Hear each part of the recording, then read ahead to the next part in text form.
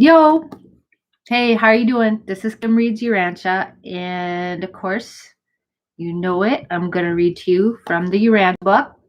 First, I've got a little section of Light the Flame by Andrew Harvey, and this section is from Manikavachakar. And Manikavachakar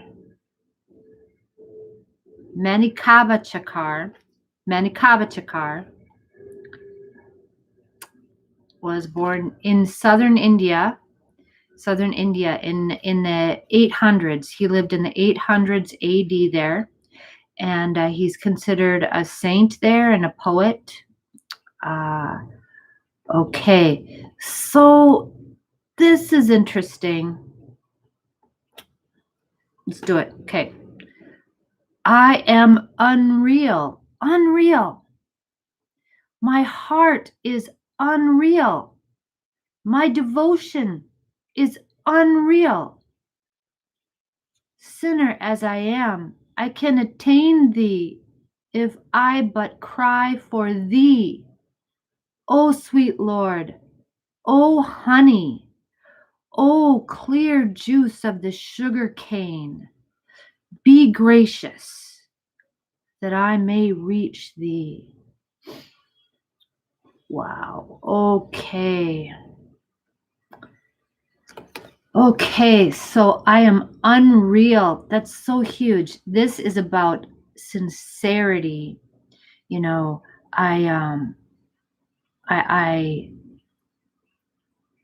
oh gosh, because there's always layers to our personality and our experience. And may I be able to access the feeling that's the core of myself, that I can be totally real and totally sincere. And the Urantia book, it points, oh gosh, to that the more spiritually advanced we become, actually we become more real. Our reality is, and this totally goes contrary to Western thought. Western thought is, okay, well, something is or it isn't. I mean, there can't be any degrees of reality. How can there be degrees of reality? Either it's here, I can touch it, it's physical, right? Or it isn't. Okay, but that's totally not what they're telling us. They're telling us that there are degrees of reality. It tells us that we're not really spiritual beings. We're only potentially real. We're potentialities. It's like, okay, maybe I am and maybe I'm not. And that goes with, remember Schrodinger with the cat in the box that was both alive and dead at the same time? Heidinger? Yeah. Let's look that up quick, because I hate it when this happens to me. What? Sorry. Schrodinger.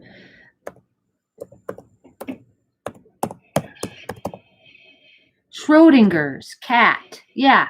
So this is this quantum mechanics. It's a thought experiment that illustrates how the cat in the box is both alive and dead at the same time. So this is in quantum physics, this is starting to uncover this, that everything is potentiality, not totally real or totally unreal.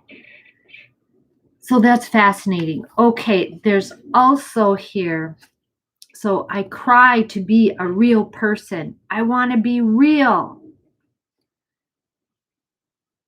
Okay, I don't want to be a maybe. I want to be for real. And then here, the rest of this, oh sweet Lord, oh honey, clear juice of the sugar cane. This may or may not be a reference to hallucinogens, because ancient cultures really they used hallucinogens to discover what was real. Okay, also very contrary to Western thought, because here what you're experiencing with on when you're on hallucinogens is not real, right? When you're taking, and I'm not advocating use of hallucinogens. If you want to know if I use them, I don't. I don't use them. But I understand there are altered states of consciousness what can bring into our awareness alternative states of being out there. I've considered using that. I don't know. I don't even know how to what how you get that. I'm like, okay, I don't feel like I need that. I don't know. But okay, if you I'm not judging anybody who uses hallucinogens. I'm not advocating anyway at all. I don't know. But I know that they've been used by ancient people. And what's interesting is that while in Western society, we will say that whatever you're experiencing on hallucinogens is not real. What they say in the Eastern ideas or these ancient ideas is that what we have here is the illusion in this regular day to day, and that we can, through the use of hallucinogens, have a glimpse of those of a higher level of reality. Okay, pick you what you want to invest in. I don't know. I don't know. It just the whole concept is fascinating here. Is Are we living in the matrix, and then that hallucinogen gives us the the chance to maybe get out of see something outside the matrix? I don't know. I don't know. I just have to be centered and experience where I'm at here. And I don't know if I have an opportunity to try something like that. I don't know what I would choose. I have to see what comes there. I'm not going to seek that out. I don't know. Anyway, that was very interesting. Okay, that was kind of long for that. That was fun. Let's look at here, the Urantia book. The presence of God. Okay, we are on paper number 5, section 2, the presence of God, which brings to mind something important that they've done in Urantia culture. They've done something called the Progress Project. I haven't participated in it, but I've heard it's wonderful. And if you have a chance, but what that does is actually the presence of God in our lives is something that can be cultivated, and we need to cultivate that the feeling of being in God's presence. And how do you do that? Okay, the physical presence of the infinite is the reality of the material universe. Okay, so that is the reality. The infinite spirit is here with us. That's the material comes from. And that's what that material world is for. And we're talking about the angels, all the celestial presences in some way. Those are manifestations of the Father in conjunction with the infinite spirit, with the Holy Spirit. And that's what presents the mystical aspects of this world we live in. But there are also physical aspects. The mind presence of deity must be determined by the depth of individual intellectual experience and by the evolutionary personality level. So you were talking about levels again. And there is an intellectual aspect of this. So you can't, because you have to use your intellect to look behind the bare physical manifestations of phenomena into the causal levels. The spiritual presence of divinity must of necessity be differential in the universe. It is determined by the spiritual capacity of receptivity and by the degree of the consecration of the creature's will to the doing of the Father's will. So the presence of divinity is more here and less there. And that doesn't seem like it's fair sometimes. But it's because of the receptivity of certain minds and places, and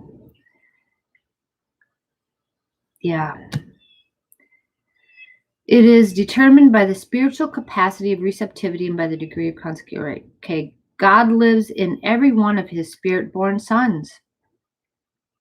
The paradise sons always have access to the presence of God, the right hand of the Father, and all of his creature personalities have access to the bosom of the Father.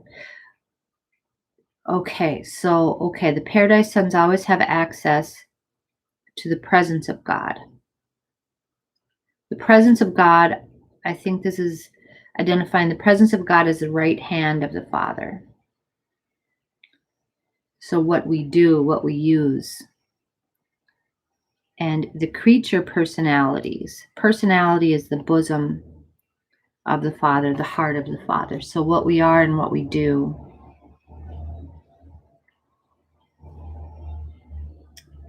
Okay, and what we use. So this presence of the Father, cultivating the presence of the Father is akin to cultivating our own personal power, the power of our presence. When we cultivate the presence of our Holy Father, other people can feel the power of our presence, the magnitude of what we are and then when we add intention to that, that's powerful. That's where we draw on and we can make a huge difference in the world. Positive difference through our own intention if we bother to cultivate this presence of God.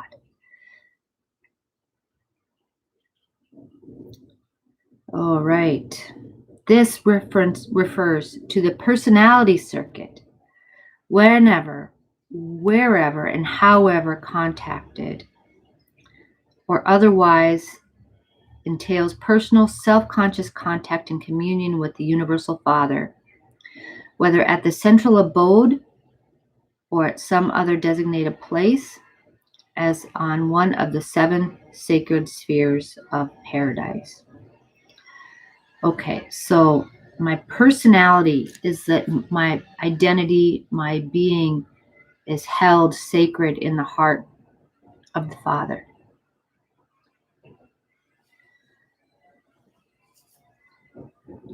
And I thank you for that. I'm very grateful for that knowledge.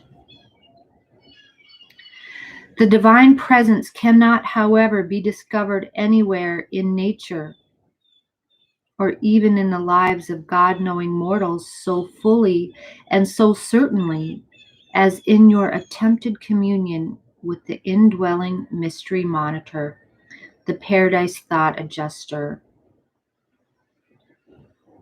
What a mistake to dream of God far off in the skies when the Spirit of the Universal Father lives within your own mind.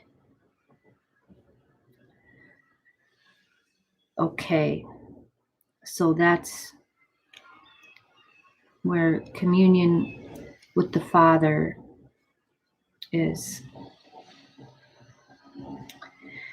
It is because of this God fragment that indwells you that you can hope, as you progress in harmonizing with the adjuster's spiritual leadings, more fully to discern the presence and transforming power of those other spiritual influences that surround you and impinge upon you, but do not function as an integral part of you. Okay, so when I have appreciation, or when I'm harmonizing with my adjuster, the adjuster's spiritual leadings, I am able to discern this transforming power of the celestial beings here that are cooperating with me. They're not an integral part of me. The father fragment is an integral part of me, the thought adjuster. Okay, so the fact that you are not intellectually conscious of close and intimate contact with the indwelling adjuster does not in the least disprove an exalted experience. Okay, so we may not be intellectually conscious of this working, but that doesn't disprove that it's not there. The proof of fraternity with the divine adjuster consists wholly in the nature and extent of the fruits of the Spirit, which are yielded in the life experience of the individual believer. By their fruits you shall know them. Okay.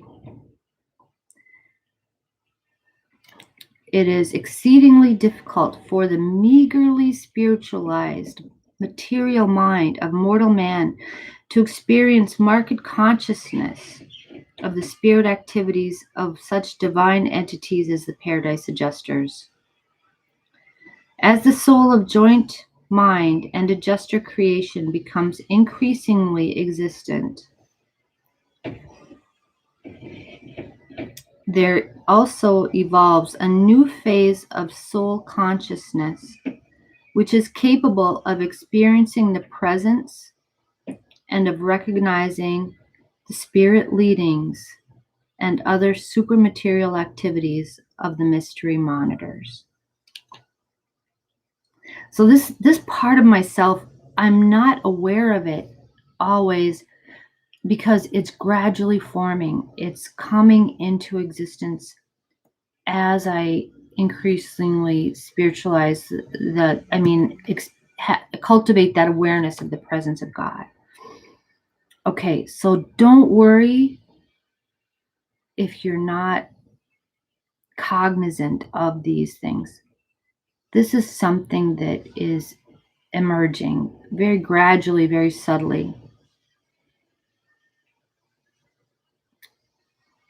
The entire experience of adjuster communion is one involving moral status, mental motivation, and spiritual experience.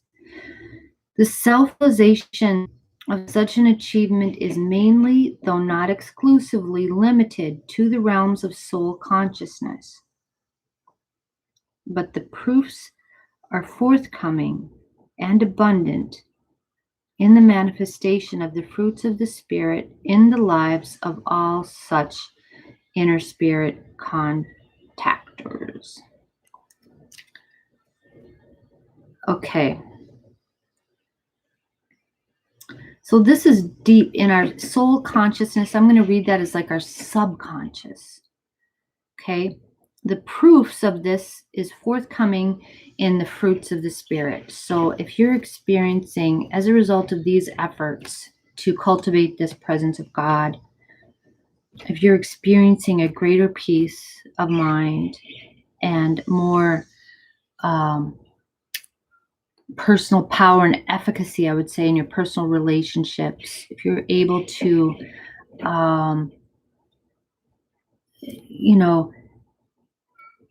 if you're experiencing less frustration in your personal relationships and more joy and more ease, and being able to cultivate the effects in the physical world that you want to create. You're feeling more creative power, more creative energy, and more peace, more calm, and assurance of that everything's okay. Everything's, faith for me started in that one very simple phrase. Just everything's going to be okay. Everything's okay. And if you can believe that, that's just a root. Then that will grow into more faith in yourself and faith in humanity and in the power of God. Yeah, how else could everything be okay if not for God? Because everything's a mess. Everything is such a mess, but everything is going to be okay. And just that little tiny thing led me to so much. And I just want to just hope. Hope is huge. If you can hope for God, you can believe in God, and you can cultivate that presence, that communion with your thought adjuster. All right, I feel really good today. I felt like this was really good today. Wow, I feel really up. Thank you for joining me and sharing this with me today, and have a wonderful day. All right, thank you. Bye.